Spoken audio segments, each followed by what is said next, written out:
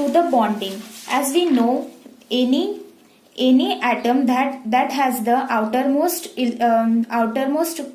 number of electrons in its outermost or shell is 8, then it is called as inert atom. Specially, inert gases are there which composed of 8 electrons in their outermost or the valence shell. That means they have an full octet. There are many atoms which do not have this full octet, hence they are unstable. These inert gases are so stable that they don't used to react with any other atom to form a molecule. What is a molecule? Molecule is a substance or is a thing which is formed when any two or more atoms react or combine together. When two or more atoms react or combine together, they form an molecule. Then why these molecules are formed? These molecules are formed to achieve an maximum stability state.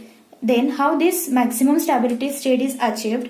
When an atom has an incomplete octet, this is unstable. Then it has a tendency to bond with an other atom. Any atom that has unfilled orbital has a tendency to bind with any other atom to complete its valency, so as to satisfy its valency and form an complete outermost octet, that is the 8 electron, and to achieve a stability.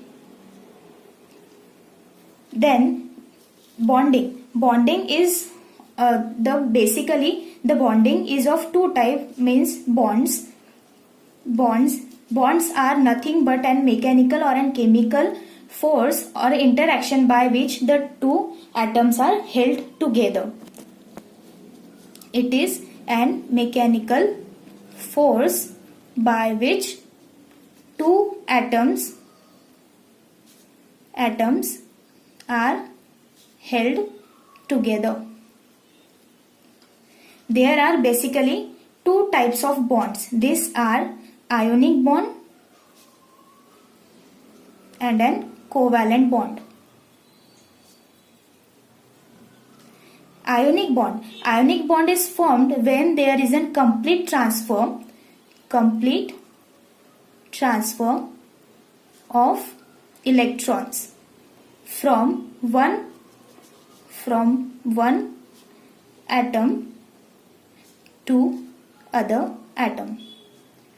That means, let's take an example. If you and your friend are studying together and you have the books, you have 2 books and your friend doesn't have any book, then you will give your both of the books to that friend so that he can study. That means you have completely given him your books. That means here one atom gives his electrons and the other received it. The one which has given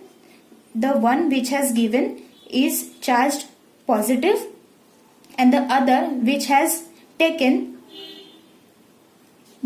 or the donor is a positive, and the receiver or the atom which has taken is charged negative. It forms an covalent ionic bond. Then there is a covalent bond. Into an covalent bond there is a mutual sharing of electrons so as to achieve an stable configuration. Mutual sharing is occurred between the two atoms that are forming the bond. Then what happens in a mutual sharing? Let's take that example. If you and your friend are studying together, you have one book and your friend has one book, you both will share it with each other. That means you have an covalent bond.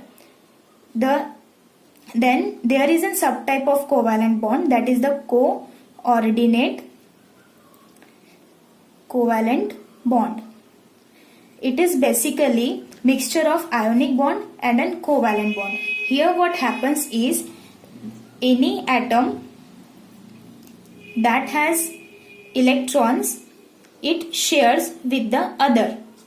That means, let's take that example again. You have two books and your friend has nothing. Then you both will share that two books which are basically yours, but you both are sharing. In case of ionic bond, it was that you have completely given that, and into the covalent bond, it was that you have one, your friend have one, and you both are sharing it. And into the coordinate bond, it is that you have two books and you both are using it. That means you are getting nothing from your friend, but you are giving it to share.